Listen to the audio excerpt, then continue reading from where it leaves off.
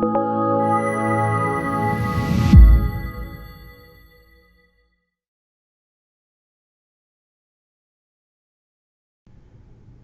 I'm Jacob Hornberger, president of the Future of Freedom Foundation, and this is this week's issue of the Libertarian Angle, the show that brings you the libertarian perspective on the burning issues of the day, presented by the Future of Freedom Foundation, which presents an uncompromising perspective on libertarianism. I'm joined by my co-host, Richard Ebeling, who teaches economics at the Citadel. Richard, welcome back for another round of Libertarian Angle. Always glad to be with you and our viewers and listeners. It's a privilege and an honor. Pleasure and honor is all mine, and I'll remind people who are just getting familiar with the Future of Freedom Foundation that you can access all of our perspectives, videos, conferences, and so forth at fff.org. We have a fantastic conference coming up this Saturday called the National Security State in JFK. It's up here in Northern Virginia, about 3 minutes from Dulles Airport at the Washington Marriott. We just got word that C-SPAN is going to be covering the entire conference. We almost have a sold-out crowd, but we do have a few more slots left. So if you want to come and register on our website at fff.org, we'd love to have you all. It's going to be an absolutely fantastic conference. And Richard, I thought we would discuss something that took place last Monday that the U.S. government celebrates, and I guess the whole nation celebrates. That's Memorial Day, where we're honoring the memory of all the U.S. soldiers that had died in America's wars. And you and I published a book, co-edited, way back in 1996, 6 years after FFF was founded, called The Failure of America's Foreign Wars. So this is not a new issue to us, but I figured that this would be a good opportunity for you and I to discuss Memorial Day in the context of all of the wars that the U.S. soldiers have died in. And I'll begin by saying that, there's a standard bromide that is issued by the mainstream press and that is really believed by many Americans that we honor these soldiers that died because they died defending our country and defending our freedom. And you see this all the time. You see it on television. You see it at sporting events. I mean, it's sort of just like something that's been inculcated into the minds of the American people and especially the mainstream media commentators. And they just repeat it as if it were just true. It's just rote that let's these troops died for our freedoms and died defending our country, which is really palpable nonsense. That when you break down these foreign wars, the fact is that American freedom was never under attack. Our country was never under attack. That, in fact, these were just foreign wars in which the U.S. government decided to get involved. And simply because the government sends its troops overseas to engage in some kind of foreign dispute or whatever doesn't necessarily translate into, hey, they're defending our freedom, they're defending our country, because our freedom and our country has never been under attack. And it's even worse than that the government then uses these foreign wars as the opportunity to destroy our freedom here at home.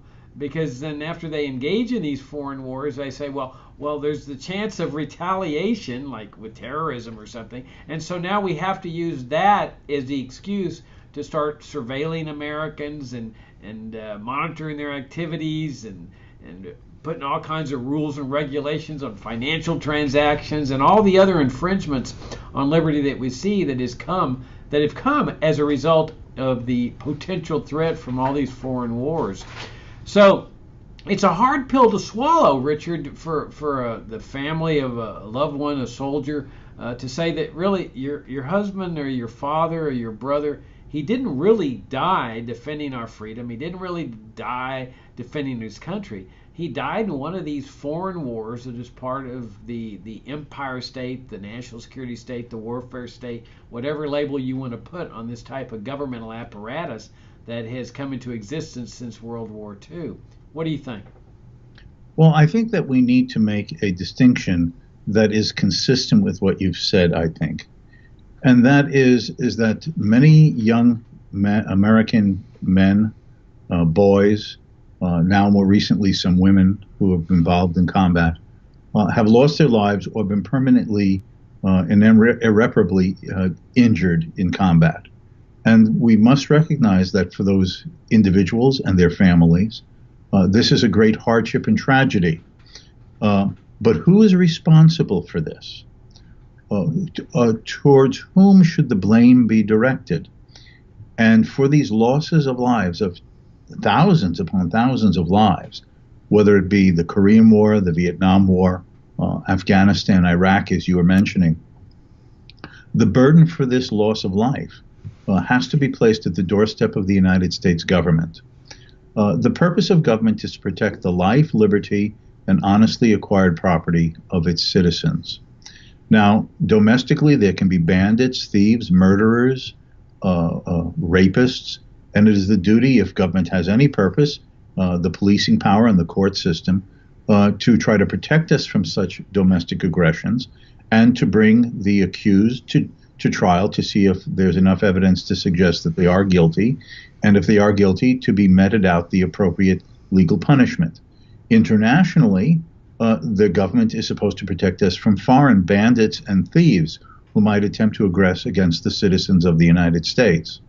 The question is that how many of the wars that the United States has been involved in can be justifiably and factually said to be defenses of the life, liberty, and honestly acquired property of the American citizenry from foreign bandits and thieves, international aggressors. And the fact is, as you're emphasizing, such instances are few and far between. Certainly there was the American Revolution, the Founding Fathers having decided to separate themselves and their stated declaration of the grievances that justified it. But when you get beyond that, whether it be the 19th century wars, such as the War of 1812, or certainly the Mexican War of the 1840s, or the Spanish-American War of 1898, and then into the wars that you were particularly emphasizing, those of the 20th century, the fact is these are foreign conflicts that the United States chose to intervene into, superimpose the presence of the United States when under an ethical notion of what the purpose of government is, and constitutionally, there was no justification for them. So tragically, and this is a hard pill to swallow, many of those tens of thousands of young men and women died in vain. Not that we should not cherish the loss of the life and be saddened by it, and to realize that many people died believing that they were defending their country. There's a movie, a scene in Mel Gibson's movie, We Were Soldiers, if I remember the title, set in Vietnam, and there's a young soldier about to die, and as he's dying, they're bleeding out and about to pass away, he says, "I'm glad that I could die for my country." Now, many have believed that they were doing so for that reason. They were tragically misinformed, to put it most politely, by their government, that they had been sent to foreign shores to defend America when in fact the United States government was choosing to intervene in the affairs of other nations, having nothing to do with the liberty and security of the American homeland. And as a consequence, it is a great tragedy, and we should respect the fact that those lives mattered, and we should not forget them. But they died under false pretenses, and that's the tragedy that surrounds the way the rhetoric is used to talk about and justify the notice and moments of silence on Memorial Day. Now, I have to mention here as a compliment to what you were saying, what I've just said, because there would be one exception to this that virtually anyone who maybe is watching or listening to this might immediately jump to. But wait a minute, what about the Second World War? Were we not attacked by Japan through a sneak attack on Pearl Harbor on December 7th, 1941? Were we not therefore provoked into a response to defend ourselves? In the technical sense, that is true. We were at peace with Japan, and the Japanese undertook a sneak aerial attack on the naval base at Pearl Harbor. And the United States, under the request of Franklin Roosevelt, did declare war on Japan the next day. But one has to at least appreciate that the events leading up to Pearl Harbor were such that the U.S. government had boxed Japan into a corner diplomatically and politically, and even with informal military threats that forced the Japanese to make a decision to either concede to every demand that the U.S. was making about their admittedly aggressive policies in China, in the Far East, or be faced with economic strangulation and political subservience if they were to give in to the American demands, and therefore to choose war for what they saw was their national survival and future. Now, the Japanese mindset is another thing to discuss, and their own in the wider universal sense, their unjustifiable aggressions in China. But the fact is, their behavior in China, however egregious and ethically unjustifiable, was not in any way related to the national safety and security of the United States. The Roosevelt administration chose to intervene into an affair in Asia that provoked the Japanese to believing that their national survival was dependent upon an attack on the United States and driving America out of the Far East and forcing America into a compromise, which of course backfired for them. But even that war can be shown that its causes leading up to the Japanese attack were actions that the United States government helped to create. So in fact, even that war, which is still considered by left and right, quote, the good war, the just war, was unjustifiable.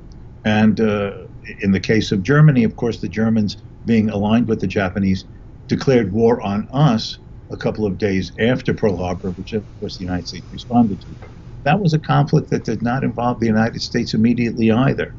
And if the Japanese had not provoked America's declaration of war against them, it is unlikely that would have been then immediately drawn into the conflict in Europe either.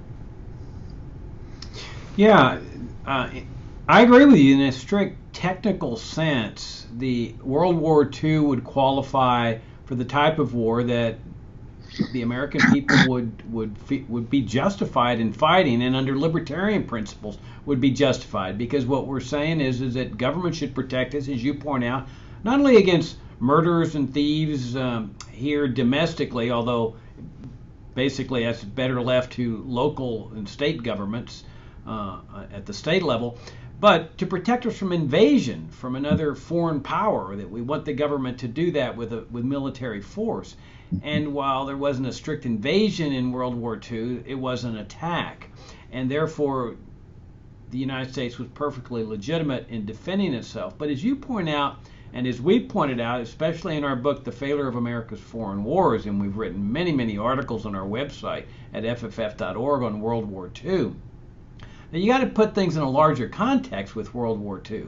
That for one thing, it was the outgrowth of World War I, which had been a total waste of American life. There certainly had not been an invasion of the United States in World War I. That President Wilson, who had promised to keep us out of war, changed his mind after he was elected, and he says we're going to make the world safe for democracy. This will be the war to finally end all the wars. And of course, all it did was pave the way for Adolf Hitler decade and a half later. And then World War II, they were going to get it right, but most Americans said, we don't want any part of this anymore. Where they'd seen what had happened in World War I. So you had the America First Committee, and you had probably 85-90% of Americans saying, no more foreign wars. And this was consistent with the foreign policy that the United States had followed ever since our inception. Stay out of foreign wars, no monsters to destroy, as John Quincy Adams had put it in 1821. But Roosevelt clearly wanted in the war. He had lied. He had portrayed himself as a non-interventionist in his campaign in 1939, where he said, I will never send your boys into foreign wars, and I've said it again and again and again. But as a matter of fact, he was doing his best to get us into World War II. And even Roosevelt apologists will now acknowledge this, that he was lying. And they say, well, it was a good thing he lied and he got us into the war. And so we have to look at the machinations that Roosevelt engaged in to, first of all, try to get the Germans to attack, But they wouldn't take his bait. They didn't want to fight the United States. But then so he goes into Asia, into the Pacific, as a backdoor to war, and starts goading the Japanese into attacking the United States. And when he placed that embargo on Japanese oil, it was a very effective embargo, and they saw the handwriting on the wall. If they lose access to oil, their war machine in China comes to a screeching halt. And so it was either knock out the U.S. fleet, and therefore opening up the door for them to get oil in the Dutch East Indies, or it was withdraw their war machine from China, which they weren't about to do. And Roosevelt brilliantly maneuvered them into doing this. Now, there's people saying, oh, the president would never do such a thing. Well, that's nonsense.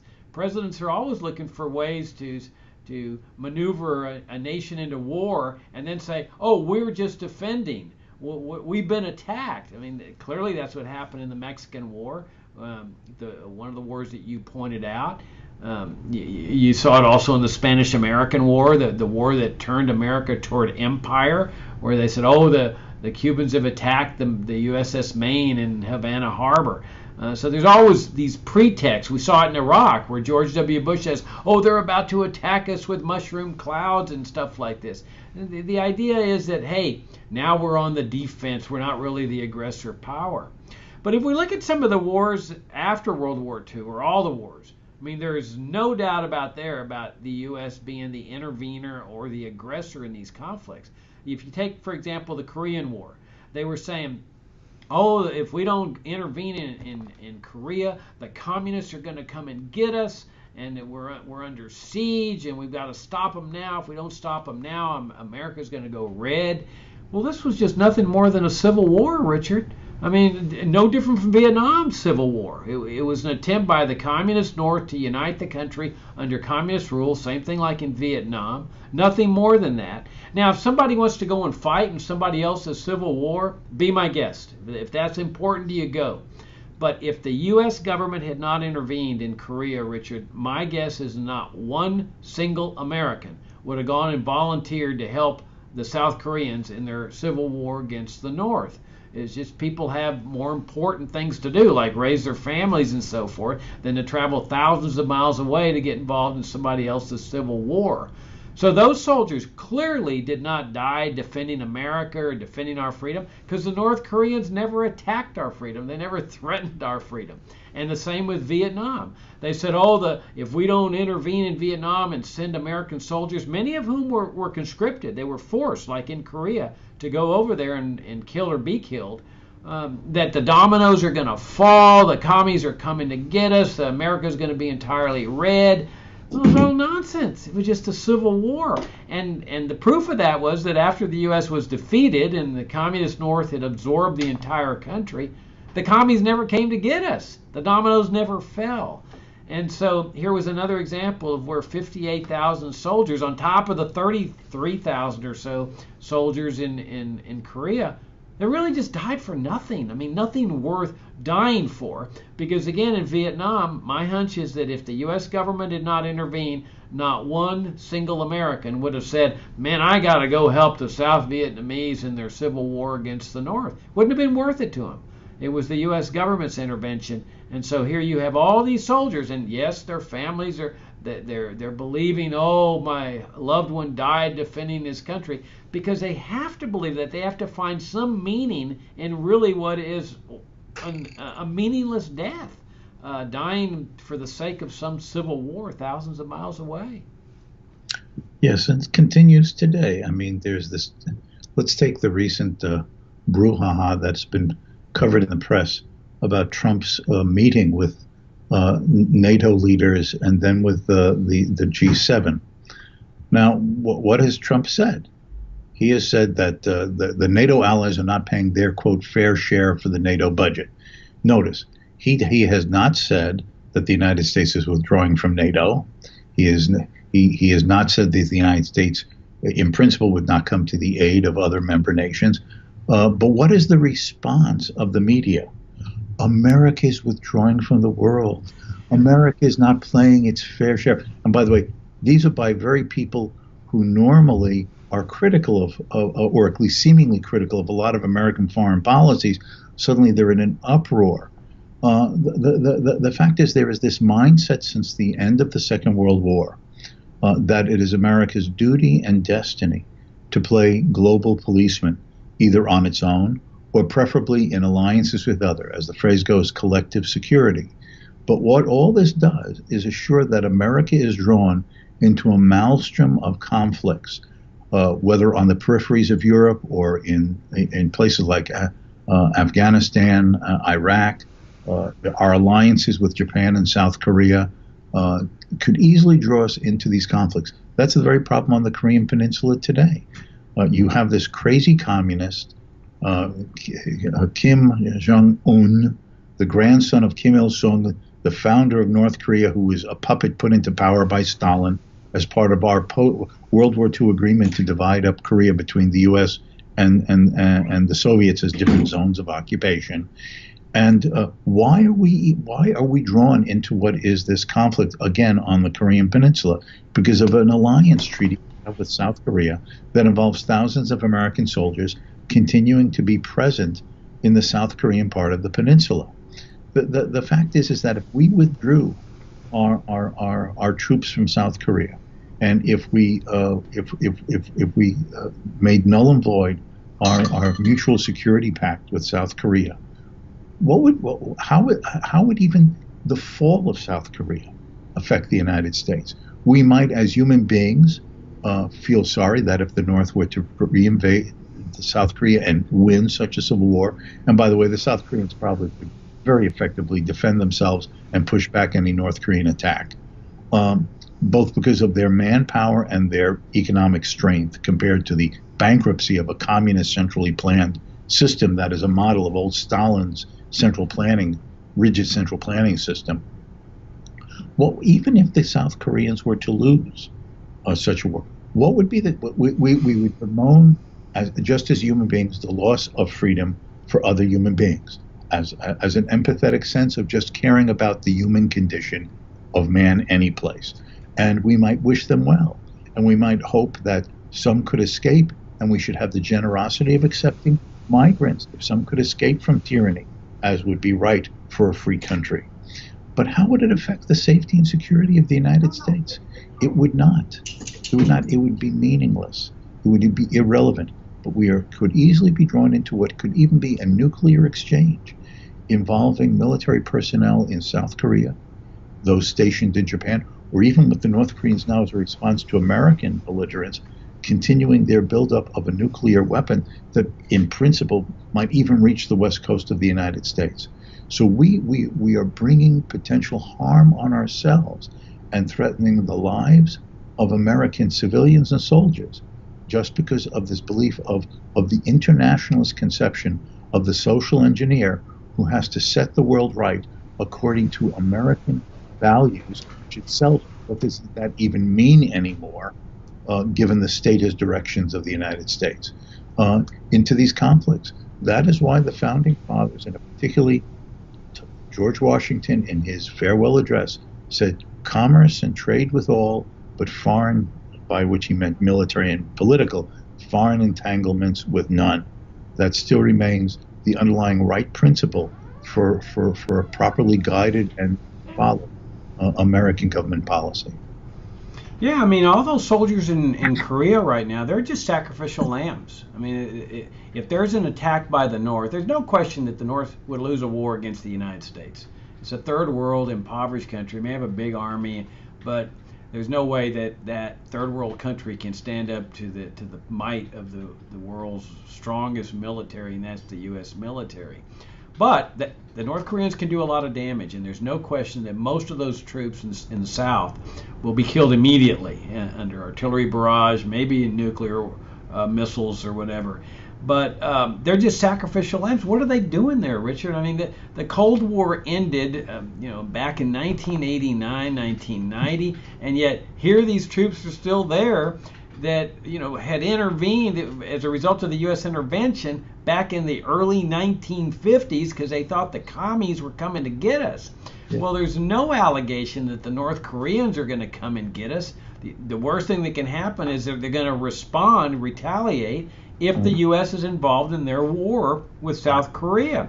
Right. The best thing that could ever happen is just bring the troops home. I mean, North Korea has a legitimate fear of U.S. aggression against that country. They've seen the aggression against Iraq, a country that never attacked the United States. They see the aggression against Libya, against Syria, where the U.S. has no legitimate interest getting involved. And remember that the U.S. called North Korea a part of the axis of evil, like with Iraq and Iran. I mean, why wouldn't they think that the U.S. would do a regime change operation on them? And if you look at Iraq, I mean, Iraq, I think everybody concedes, never attacked the United States. What did all those U.S. soldiers die for there? I mean, it was just strictly for regime change. That was what the sanctions throughout the 90s were about. They were to squeeze the Iraqi people into having so much economic suffering that they would finally oust Saddam Hussein from power. And when that didn't work, they decided to invade. And of course, they used all the 9/11 fears and so forth to justify the invasion. And then look at Afghanistan. I mean, I just read in the paper about this big bomb attack in Kabul that has killed dozens of people and injured hundreds of people. The last number I saw was 80 to 90 people, hundreds wounded. It's incredible, Richard. I mean, when this argument was going on as to how to respond to the 9/11 attacks, you and I were there at the forefront saying the worst thing you can do is invade Afghanistan and effect regime change there. And we were saying, look, if you believe Osama bin Laden did this, all you got to do is treat this as a criminal justice matter, put a warrant out for him, hire private mercenaries to hunt him down, and that way you end up with a situation where you don't have this massive amount of death and destruction in the attempt to get one guy and his gang. And yet that's what's happened, Richard. I mean, you've got this massive chaos and death and destruction, including what just happened in Kabul, as a result of the U.S. regime change operation. And that regime change operation was not because the Taliban government was involved in 9/11. It was because they refused to comply with George W. Bush's unconditional extradition demand for bin Laden, even though there was no extradition treaty between the countries. That's what American soldiers have died for in Afghanistan, because they didn't comply with this unconditional extradition demand. And is that worth dying for? Look at Iraq. What have soldiers died for there? Not defending our freedom, because our freedom was never under attack by the Iraqi government. They had no interest in attacking the United States. This was just the standard imperialist mindset that has gone on at least since the time of the Spanish-American War, that we've got to be the international policeman. We have to install our people in public office in foreign lands. We have to have our pro-U.S. dictators like in Egypt and Saudi Arabia. And we have to have really perpetual war where people are really dying for nothing. Right, and this gets to another contemporary theme. The accusation of supposed Russian interference in this last year's presidential election, attempting to influence the outcome, hacking and supposedly supplying hacked information to WikiLeaks and so on. All of the evidence not yet demonstrating the degree to which, if any, this actually occurred.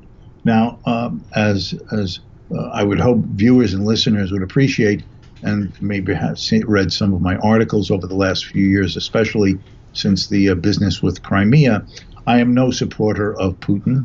I believe that he is a Russian nationalist who has his own aggressive intentions and dreams of grandeur, of restoring Russian national greatness and territory and spheres of influence.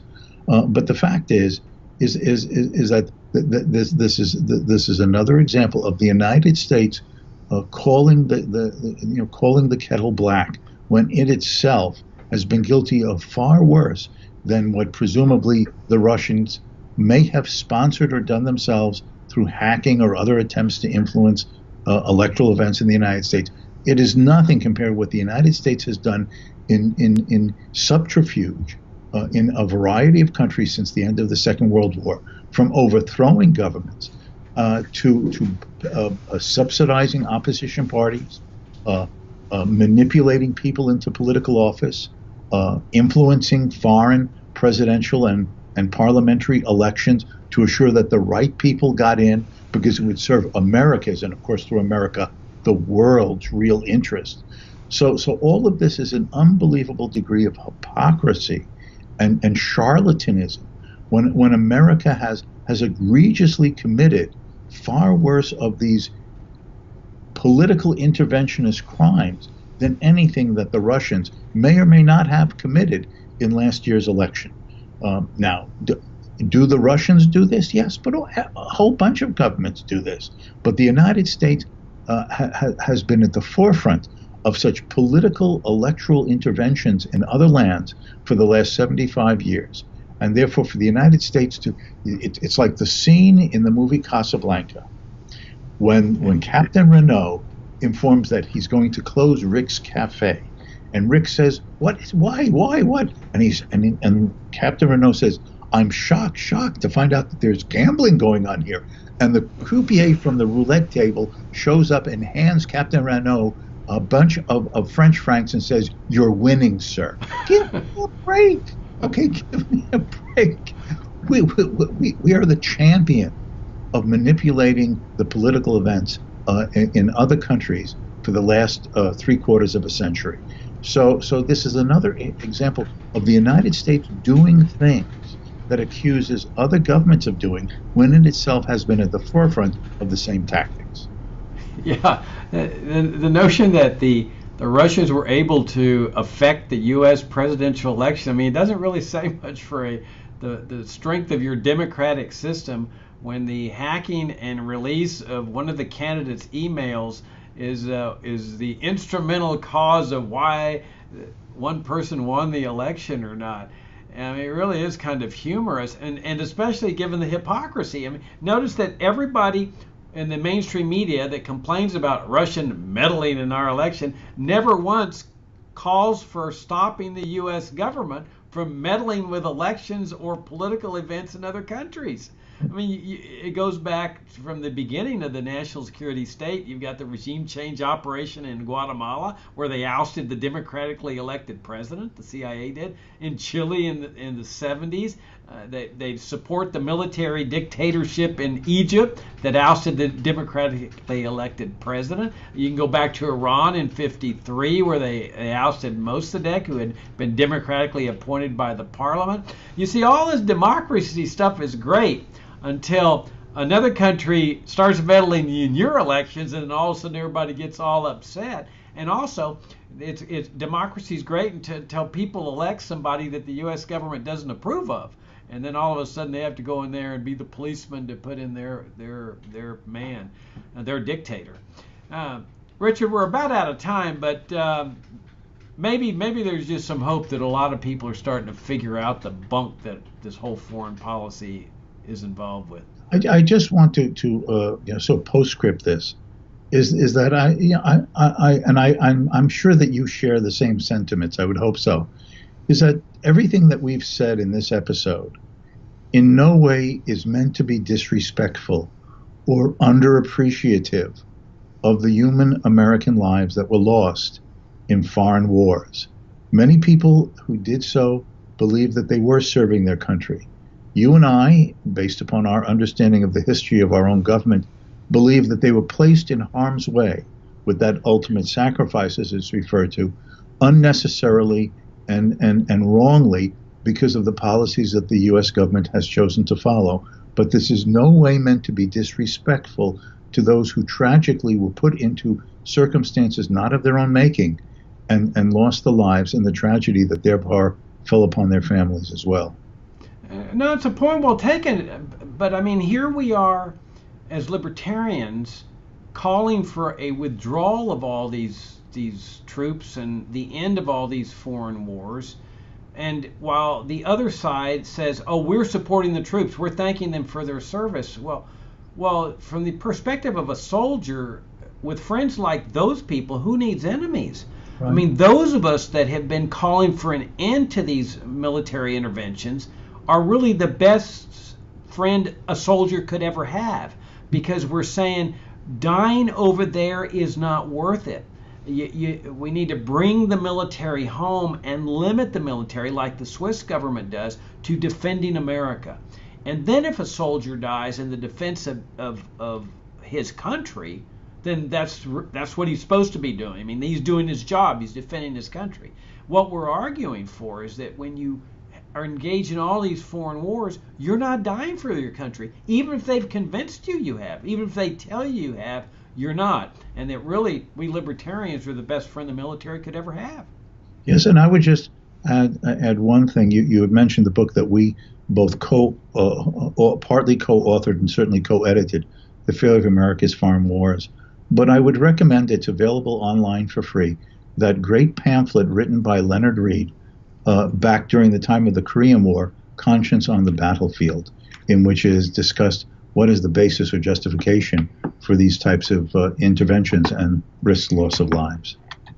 Yeah, great essay. Good point. Richard, that's it for this week. Enjoyed it. Again, if you're just getting familiar with FFF, we address both economic liberty and the whole warfare state paradigms at FFF.org. Again, we've got this great conference coming up this Saturday. We'd love to have you join us. You can register at FFF.org if we still have some slots available. And Richard, until next week. Till next week. Bye-bye.